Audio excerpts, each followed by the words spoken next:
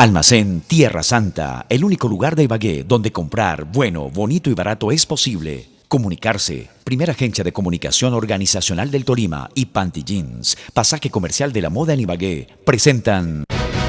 Aquí comienza Personalmente, historias, anécdotas y testimonios de personajes con historias hechas en Ibagué y el Tolima. Personalmente, 60 minutos para mirar por el retrovisor de la vida y recordar. Personalmente, historias para contar y escuchar.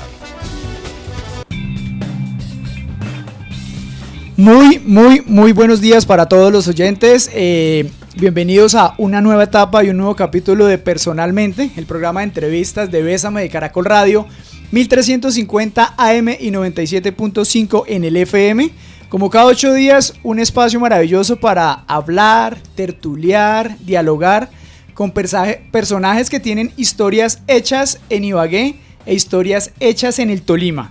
Y pues en este capítulo maravilloso, mi coequipera de siempre y mi coequipera favorita, Luisa Fernanda Esteban. Luisa Fernanda, buenos días y bienvenida.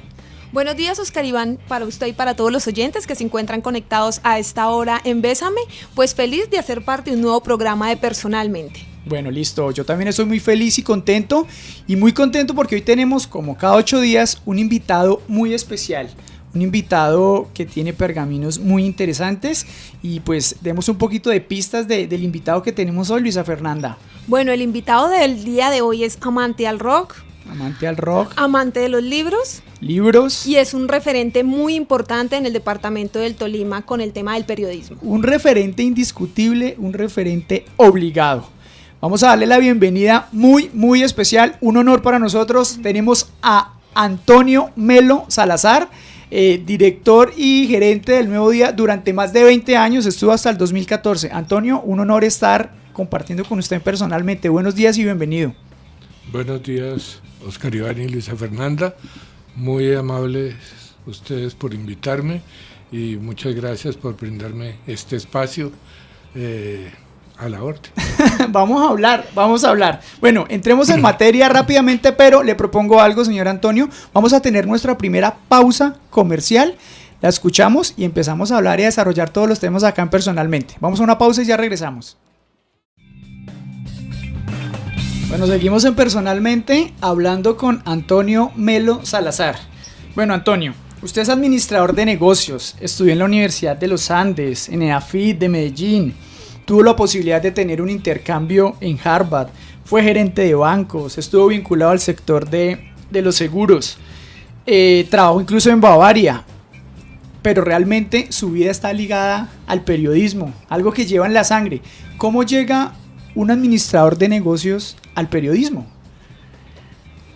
Pues desde muy pequeño, en mi casa teníamos acceso a suscripciones de revistas y periódicos, y lo primero que uno hacía en la casa era tratar de robarle al papá el periódico o la revista antes de que la cogiera o la mamá la cogiera, y entonces nos promovieron la lectura en la casa mucho. Lo primero que uno veía en mi casa era una biblioteca bastante bien surtida, y cerca de la casa vivía una tía que también tenía otra biblioteca bastante surtida.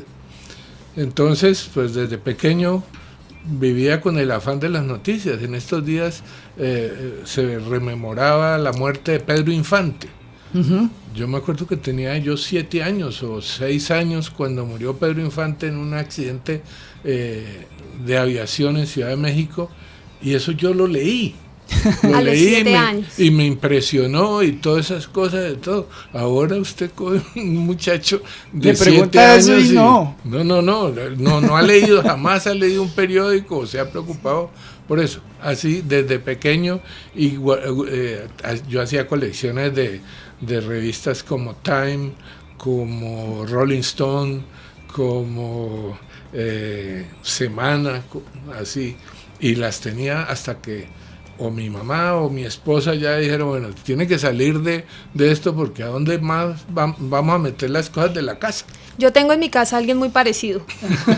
Oscar Iván me recicla revistas. A mí me gusta guardarlas. Y me dice, pero es una edición vieja, ¿y para qué? Yo no, pues uno después la vuelve y la relee. Y si la escaneamos y la guardamos, pero ¿en dónde guardamos? Ya el closet, ya no tenemos dónde más guardar libros. Lo que no me han podido botar es la colección de Alternativa. Esa la tengo todavía guardada, empacada, muy bonita. Y pues ahí se nutre uno. Bueno, pero en fin, lo que le preocupaba a uno ya más tarde era que Ibagué no tuviera periódico. Es que una ciudad sin periódico es como una ciudad sin aeropuerto, sin estadio, sin universidad. Y habíamos hecho varios intentos de hacer un periódico con un grupo de amigos. Hicimos uno que se llamó El Balcón. ¿En qué año? Eso fue como en el año, a finales de los 70, comienzos de los 80. Hicimos la primera edición de prueba, quedó muy bonita. Cuando terminamos de hacerla nos miramos y somos capaces de hacer la segunda y somos capaces de imprimirlo y todo. No. Entonces siguió la idea ahí y un día llegué yo a Popayán, a casa de un amigo, Edgar Simons, casado con una señora de Bucaramanga, Amparo Pineda. Y una sociedad tan chauvinista como Popayán, y me encuentro con que Amparo era miembro de la Junta del Periódico, y el periódico El Liberal de Popayán era un periódico centenario. Entonces, ¿y usted cómo hace en Popayán, en el periódico y todo? No, porque es que Alejandro Galvis vino, invirtió, y como yo soy de Bucaramanga y él cree mucho en los pingos, entonces me nombró a mí en la Junta del Periódico. Y le dije yo, bueno, ¿y cómo hago yo para hablar con ese tipo? Entonces me dijo, vea, este es el teléfono. En Bucaramanga es Vanguardia Liberal. Sí. Pero además él tenía inversiones en el Liberal de Popayán, en la Tarde de Pereira, en el Universal de Cartagena. Uh-huh. Entonces lo llamé. No, antes de eso ocurrió algo muy importante. Dije, sí, y si lo llamo yo y me dice el tipo, bueno, ¿cómo son paradas? Entonces, ¿Cómo es que es? ¿Cómo es que es la movida? Entonces yo eché el cuento aquí, lo de Popayán y la cosa y todo. Y un día me llamó Gladys Meñac. Dijo, Antonio, mi papá quiere que almorcemos juntos. Lo invito a mi casa. Uh-huh. Dije, con mucho gusto. Y nos reunimos allá. Entonces Santiago me dijo, bueno, écheme el cuento, ¿cómo es lo del periódico? Entonces le eché yo el cuento así entusiasta y todo. Y me dijo, pues cuente con mi respaldo y yo consigo los otros. ¿Eso fue en qué año? Eso estamos hablando del 92. Exacto, o sea, el año en el que eso fue como diciendo y haciendo. Eso fue diciendo y haciendo, porque apenas pues uno ya respaldado por Santiago, y uh-huh. al cual se sumó Roberto Mejía, Cemento Diamante, que en esa época estaba aquí, unas dos sociedades que promoví yo, una que se llamó Editores 7 y otra que se llamó 11, que eran los compañeros míos de la especialización. Y pues rápidamente lo que faltó fue espacio, porque todos querían entrar en la sociedad. Entonces yo llamé a Alejandro, le dije, mire, sabemos de lo suyo en Pereira y lo suyo en Popayán, queremos hacer un periódico aquí en Ibagué, ¿usted está interesado? Dijo, pues estoy interesadísimo, estoy en este momento conversando estas cosas y a mí me acompaña en esto el Universal de Cartagena, Gerardo uh-huh. Araujo. Si quieren nos vemos en 15 días en Ibagué. Y a los 15 días llegaron, miraron la ciudad, dijeron, listo, nos vamos, montamos la cosa, se hizo la sociedad, compramos el lote donde está actualmente. Ahí había una bodega de electrodomésticos y antes había habido un molino de arroz y todas esas cosas, y Noviembre. En noviembre 29 fue la primera edición. 1992 dominical. Un domingo. Hicimos una edición de 30.000 ejemplares, era una cosa que no. Sí, no, pues. Pero no funcionó la rotativa. Entonces hubo que hacerla un pedazo en Medellín, en el Colombiano, que entró de socio también de la empresa, otro en El Espectador en Bogotá y otro en Vanguardia. Y contratar aviones charter para traer la edición y todas esas cosas. Y la gente recibe el periódico y ni idea todo lo que ha pasado. Es decir, ¿cuál fue la aceptación de los ibaguereños con esa primera edición del periódico? Yo me fui, yo llegué el sábado por la mañana allá, suponiendo que íbamos a hacer el tiraje y todas esas cosas.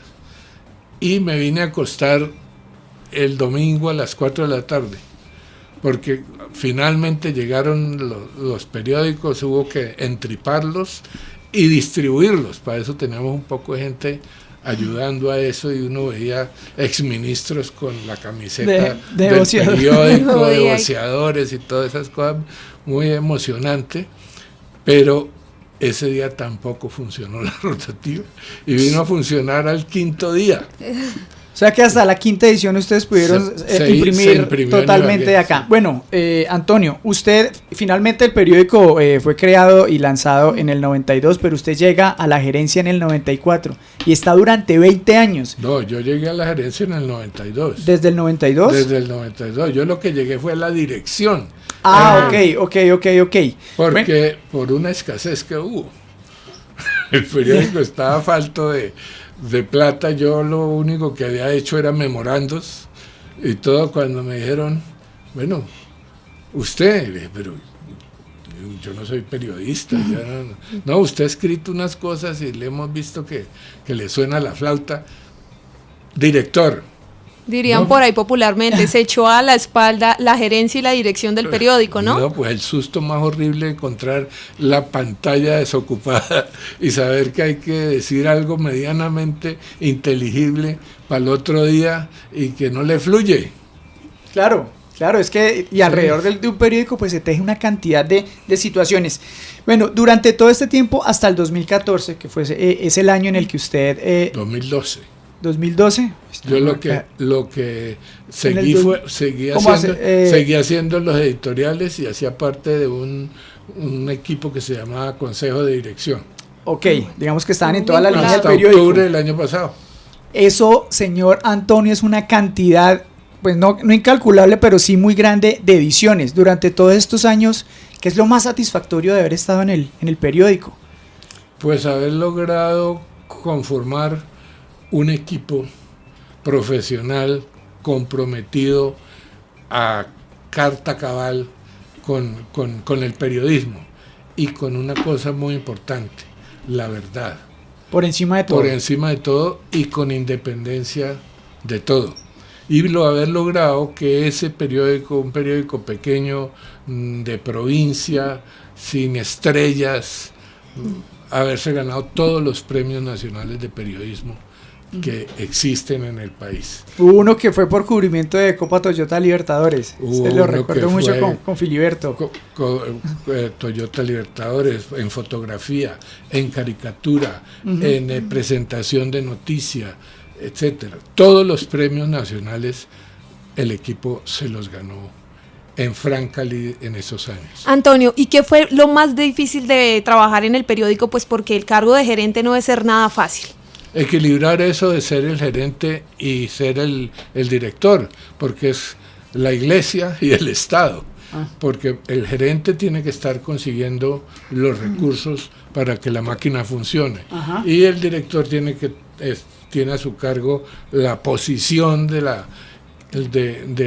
periódico ante la comunidad, y eso es complicado, y a veces la gente no entiende o cree o tiene algunos antecedentes un poco extraviados de que si pauta, entonces lo que haga es intocable. No, es intocable, y eso lamentablemente hasta algunos de mis amigos creyeron eso.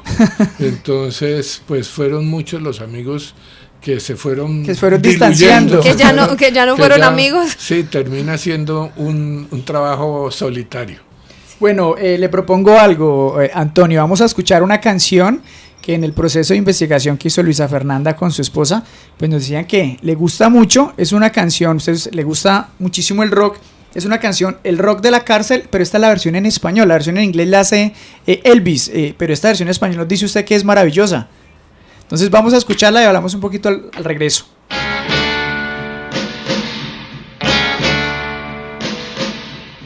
Un día hubo una fiesta aquí en la prisión. La orquesta de los presos empezó a tocar. Tocaron rock and roll. El rock de la cárcel. ¿Qué recuerdos de esa canción, Antonio? Pues ese es los orígenes, digamos, del rock en español. Este era un conjunto mexicano que se llamaban los Tin Tops, en el que cantaba Enrique Guzmán. Como lo pude apreciar, ustedes no sabían quién era Enrique Guzmán, pero algo les sonó cuando les dije que era el papá de Alejandra. Sí, ya nos puede preguntar quién ya es. Ya Alejandra, ya son. Y él estuvo casado con Silvia Pinal, que es tal vez la actriz mexicana más importante de la historia, aunque ella le llevaba algunos años de diferencia a Enrique. Ellos tenían un grupo que se llamó los Tin Tops, y en esa época se vivía un ambiente bastante particular en la vida musical mexicana. Resulta que quien hacía muchas de las versiones en español de las canciones de rock era Armando Manzanero. Vea pues. Y en otra que tengo por ahí una joya que se llamaban los Black Jeans, y que el principal, el cantante era César Costa, de quien ustedes tampoco habrán oído nombrar. Hay una canción que se llama El Tigre, y el que hace los coros en El Tigre, rugiendo como un tigre, Plácido Domingo. Vea pues. Definitivamente hay muchos datos de música muy interesantes, Antonio. Pero continuemos hablando de este tema apasionante del periódico. Durante todos estos años, ¿cuál fue la noticia más alegre que usted estuvo al frente para publicar en El Nuevo Día? Una de las más alegres. Ajá. Pues el campeonato del Deportes Tolima. 2003. Sí, señor. Definitivamente. Esa es una alegría, pues. Es que la cara de pastel ya puso cara de felicidad. Un anhelo contenido desde cuando mi papá me llevaba a los partidos acá, recién inaugurado el equipo, recién fundado el equipo, y pues todos los años luchando porque el equipo no desapareciera, porque no había plata, hacían rifas y todo, y el Tolima era uno de los últimos, siempre. Los últimos eran Tolima, Nacional y creo que era Cúcuta. Esos eran los que se disputaban siempre la cola del campeonato, pero nosotros fieles íbamos a donde se podía, a Bogotá, Medellín, Pereira. Yo me acuerdo una vez en Medellín, llegaba la Vuelta a Colombia y jugaba Tolima, y ganó Tolima, y ganó Pedro J. Sánchez la etapa. Bueno, el león del Tolima. El Nirvana. Bueno, Antonio, ¿y la noticia más triste? Eso sí hay muchas, porque ese periodo de violencia que cubrimos, eso pues todos los días traía un dolor, una angustia, un pesar, una cosa abrumadora, que a veces puede uno condensar. Si uno lee un libro como Basta Ya, del Centro de Memoria Histórica, que es un tomo bastante grueso, y ahí encuentra uno todo condensado, todo lo que sucedió, y de razón encuentra. O sea que definitivamente la noticia estaría asociada a un tema de violencia. Sí, sí. Antonio, ¿y durante estos 20 años que estuvo vinculado al periódico, hubo alguna edición extra? Pues edición extra no. Lo que sí hubo fue cambio total de la edición. Uh-huh. Por ejemplo, el día que Pablo Escobar lo mataron en Medellín, ya prácticamente teníamos el periódico hecho, y era el día del médico, y la primera promoción del Zamboni, y no sé cuál. La primera fue en el 93. Y ya teníamos todo cuadrado. Cuando se presenta el hecho, entonces a llamar a todo el mundo, venga que tenemos que montar esto, y por supuesto las columnas que habían escrito los médicos para conmemorar el Día del Médico, y la difusión, ¿sí? Y la difusión de la primera promoción de Zamboni volaron. Y quedó eso, y al otro día pues los reclamos, que cómo que el Día del Médico, que cómo que la primera promoción de Zamboni, pero es que jugaron con ellos. Con eso, sí.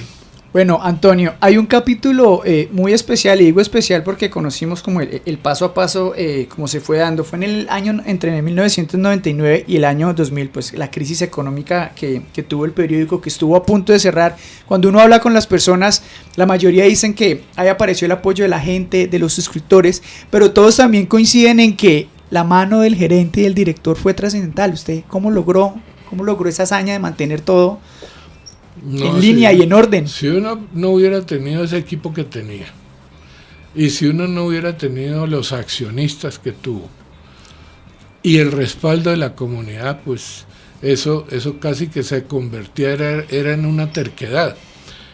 El periódico, nosotros habíamos obtenido un crédito, nos faltó un poco de dinero para completar la plata del montaje del periódico. Y entonces, en esa época había una inflación muy grande en el país y los costos financieros eran muy altos en el interior del país. Mientras tanto, fuera del país, con una financiación en dólares, se conseguían unas tasas mucho más bajas. Entonces, decidimos en junta directiva que íbamos a tomar un crédito en dólares. Y tomamos un crédito en dólares de $600,000. Lo tomamos, una platica. Lo tomamos cuando el dólar estaba a 1,600 pesos, y en cosa de 6 meses pasó a 3,000 pesos. Bueno, es que también el dólar estaba bajo en el momento que aprovecharon la oportunidad. No, es que vino la crisis. Claro. La crisis, entonces se cayó la publicidad, se cayó la circulación, y todo vino, todos los males habidos y por haber. ¿Cómo sería la cosa que para poder pagar la quincena la rifábamos?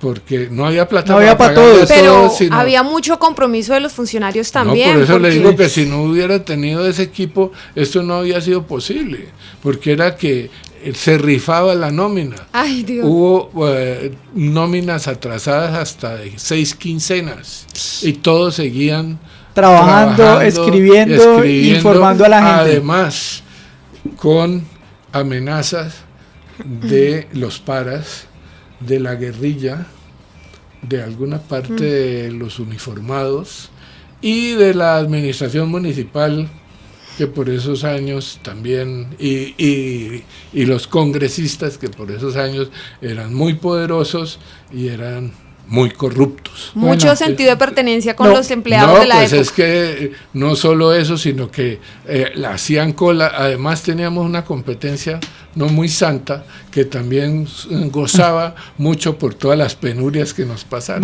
Muy loable todo lo que nos cuenta Antonio. Vamos a ir a una nueva pausa de comerciales aquí en Personalmente y ya regresamos.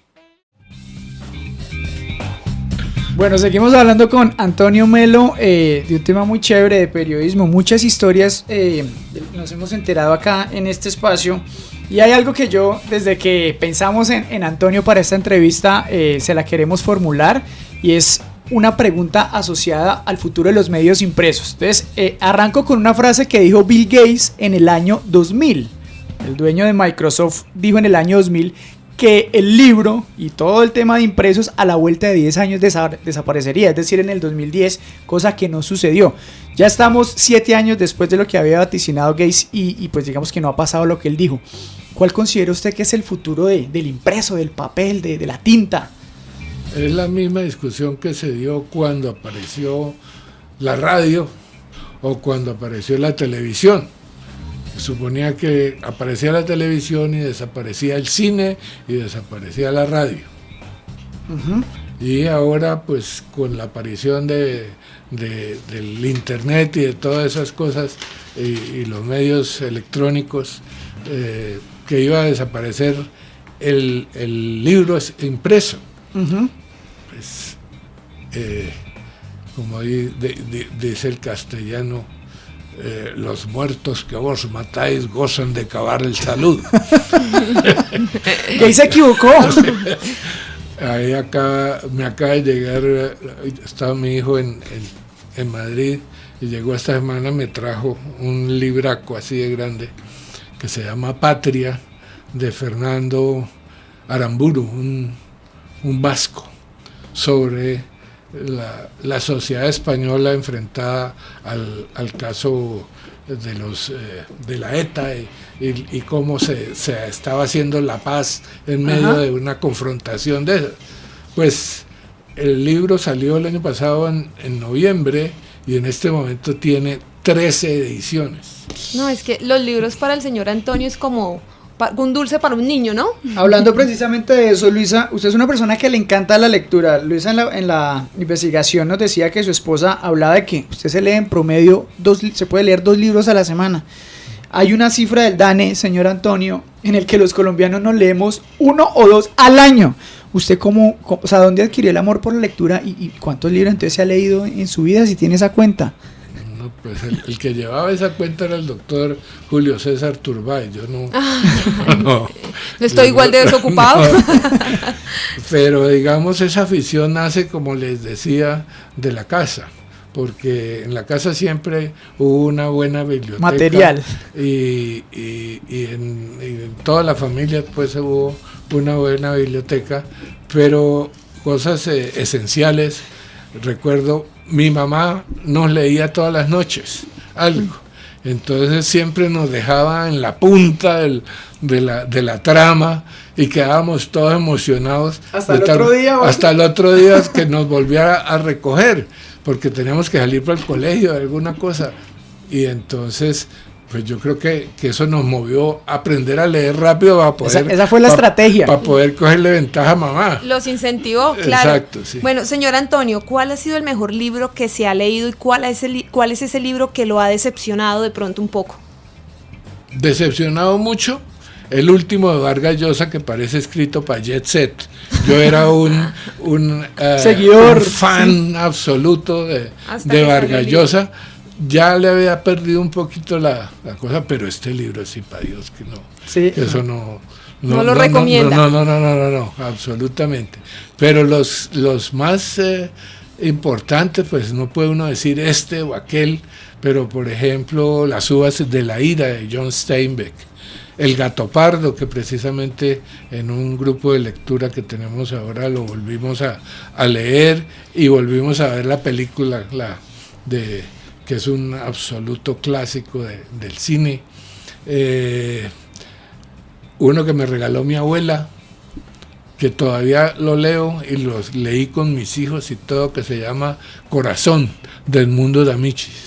Yo creo que sí, que era en una escuela, algo así, ¿sí? Era la historia de un sí, niño. Ese es un clásico. ¿La historia de qué, perdón? De un niño. De un niño que se... ¿No había una serie también? Sí, eso lo hicieron luego en televisión. Sí, me acuerdo. Que él sale y se lo llevan de Italia para la Argentina. Y todo lo que le pasó. Ese, por ejemplo, Las uvas de Germinal. Que, por supuesto, el que más me gusta de García Márquez, el general en sus laberintos, que a una gente no le gustó. A mí me parece, por cierto, una historia de amor. Y dicen, una historia de amor.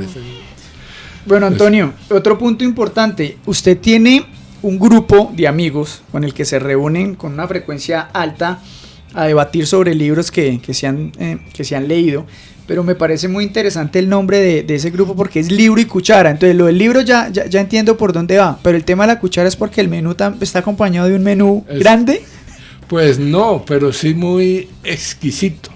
Y no lo digo por mí, aunque mi esposa es muy ducha en esas artes, Y se me nota. Como lo pueden evidenciar.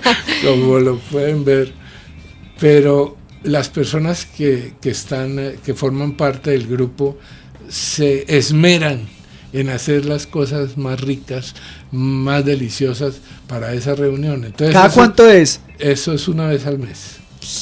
Claro. Eso es una vez al mes y es una cita sagrada. Es un rito, pero es un rito gustoso. Agradable. Gustoso, como dicen los brasileños. Como cuando están en las novenas de Navidad, que al que le corresponde el día de la novena es el que tira la casa por la ventana. Luce, o sea, se luce. Sí, así es. Además, pues reunirse para hablar y ver los diferentes enfoques que tiene el libro y el entramado histórico que hace que ese libro sea posible y todo eso y eso es muy interesante porque eso que usted dice es verdad, todo el mundo lo interpreta de una manera distinta y cruzar esas opiniones, pueden salir otras, debates chéveres, discusiones, diferencias, bueno, qué chévere también esa historia. Antonio, tiempo de una nueva pausa comercial en Personalmente, vamos a escucharla y ya regresamos para seguir hablando con Antonio Melo Salazar.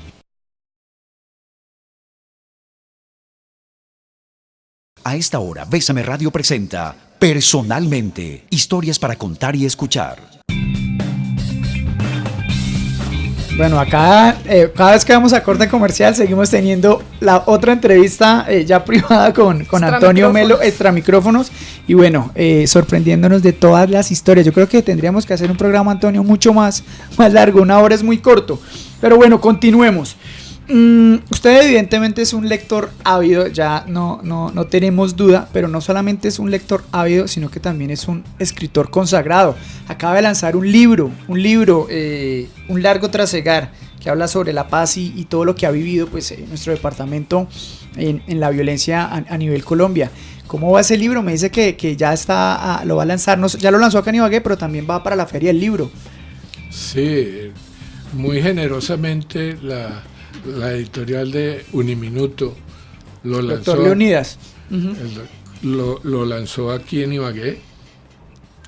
Fue maravillosamente asistido y generosamente asistido porque era un día que jugaba Colombia con Ecuador, estaba cayendo un aguacero tremendo, etcétera, etcétera, y eso estuvo lleno de amigos, no sé si por cariño o por miedo, pero allá fueron. Allá estaban. Y los comentarios han sido también muy generosos. Me decía mi esposa respecto a una nota que hizo Benur Sánchez, dijo, ese comentario destila cariño. Sí.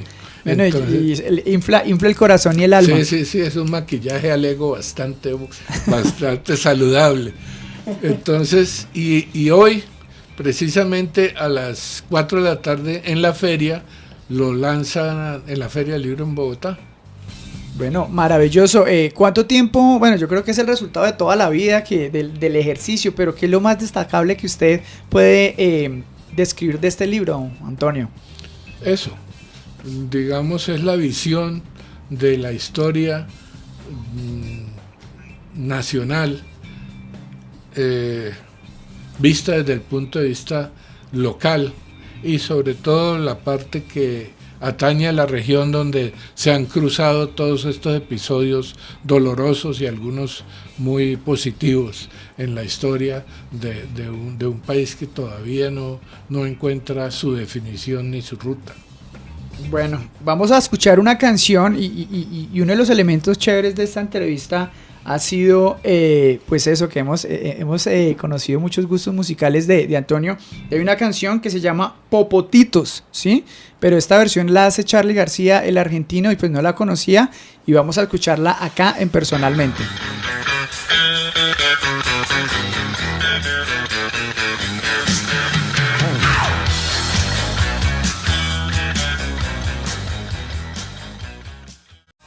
Estamos de regreso en Personalmente hablando con Antonio Melo Salazar. Bueno, esa canción, debo confesar que me gustan muchas canciones de Charly García, pero esa no la había escuchado nunca. Popotitos. ¿Qué es Popotitos? Popotitos era el apodo de una muchacha flaquita. Ajá, menudita. Menudita, pero muy gustadora, que es una versión también en español me late que es de Armando Manzanero, y también la hicieron originalmente en español los Teen Tops, pero esta versión de Charly García, y creo que era Serú Girano o Sui Generis, un combo poderoso de la Argentina, es muy buena. Como les decía, cuando uno siente que por la espina le sube así, se le para a uno el pelo, es que la cosa está bien hecha. Bueno, Antonio, nos enteramos que usted para la comida es, como se dice popularmente, buena papa, pero que no le den pepino relleno, sopa de arracacha y jugo de tomate de árbol. Eso sí, eso son pruebas de la falibilidad de Dios, como los zancudos. Bueno, pero que, o sea, no los ni a metros con esos tres. Los detecto lejísimos, como un ingrediente que hay en las pastillas contra los zancudos de todo, que me dan alergia. Ajá. A mí me han tratado muchas veces de meter, por ejemplo, arracacha en otras cosas. Ahí mismo ¿Y alguna vez de pronto en qué? ¿En una comida, en una cena, con un invitado o algo? ¿Le ha tocado como decir no, pues diplomáticamente? Es que tengo ese sino, ese karma, de que donde llego le provoca un juguito. Sí, gracias. El tomate de árbol. Tenga su tomate de árbol. Bueno, padece uno más con el jugo, porque a uno no lo invitan a una cena y le dan sopa de arracacha ni pepino relleno. No, pero en un almuerzo típico, campestre por allá, le dan la arracacha. Bueno, Antonio, usted está comprometido con la paz por punta y punta. Nos dijeron, no solamente escribiendo con su libro, sino también es el presidente de la Comisión de Paz del Tolima, nombrado directamente por Monseñor Flavio Calle Zapata. ¿Qué hacen en esa comisión? Buscar la paz. Uh-huh. Y intercambiar información, promover las cosas. Hemos ido a diferentes municipios a tratar de establecer las mesas de paz, porque hemos encontrado también que la paz, al contrario de lo que piensan muchos, que debe ser una cosa montada desde arriba y que irradia a la sociedad, es desde la base de la sociedad que se da, porque las necesidades, los problemas y todo son locales. Uh-huh. Y deben tener una solución local. Por ejemplo, uno va y el problema en Icononso es ambientalista, y va a Dolores y el problema principal que ellos tienen es el educativo. Ajá. Y va las necesidades son distintas, son diferentes y todo eso, pero hay experiencias de cada una de las comunidades que son valiosas, que pueden comunicarse y adaptarse a otras comunidades. Y lo mismo lo que sucede con cosas que se han hecho en el Tolima, que han funcionado, que es lo que registro especialmente en el Largo Trasegar, y que pueden hacerse en otras partes con muy buen éxito. Bueno, pues qué interesante y también qué bonita labor. Vamos a ir a nuestra última pausa de comerciales aquí en Personalmente, y ya regresamos para nuestro último bloque con Antonio Melo Salazar.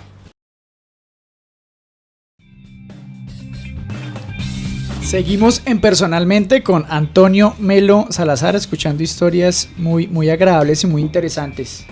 Bueno, Antonio, hablemos un poco de su familia. ¿Tiene esposa, tiene hijos, tiene nietos? ¿Cómo le va con los nietos? Pues muy bien. No sé a ellos si les vaya tan bien como a mí. Deja que preguntarle. Pero tengo 3. Uno vive en Bogotá, el mayor, que es hijo de mi hijo Federico.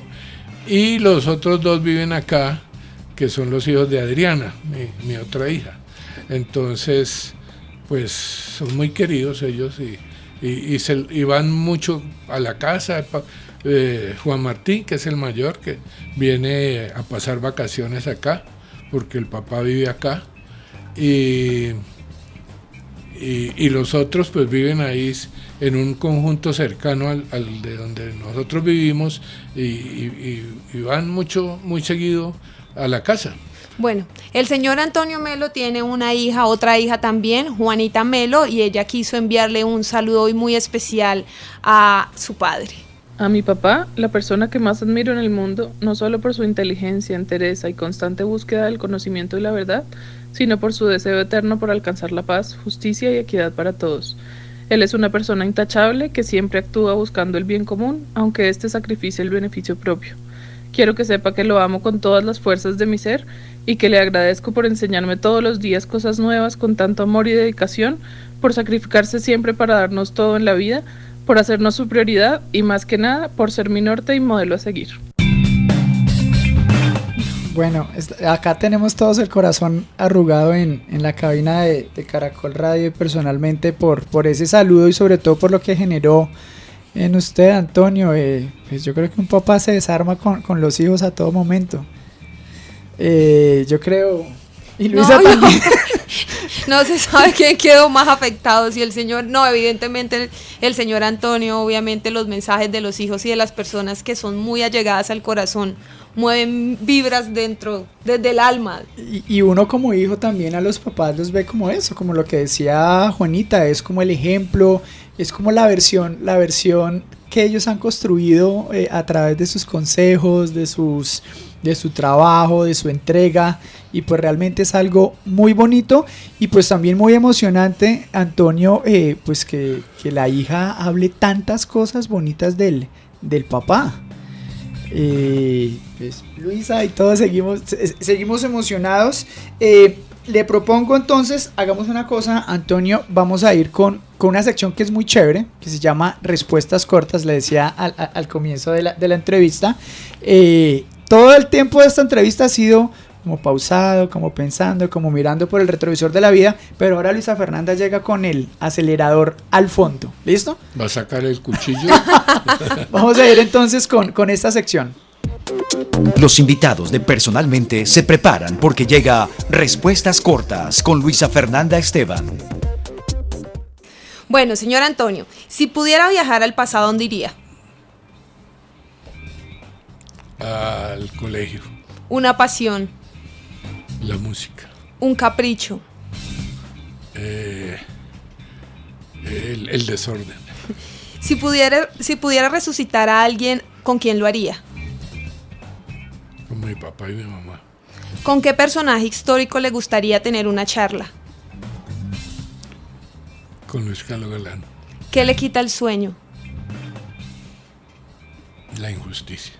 ¿Qué le produce sueño? Los discursos del Congreso. ¿Cuál superpoder le gustaría tener? El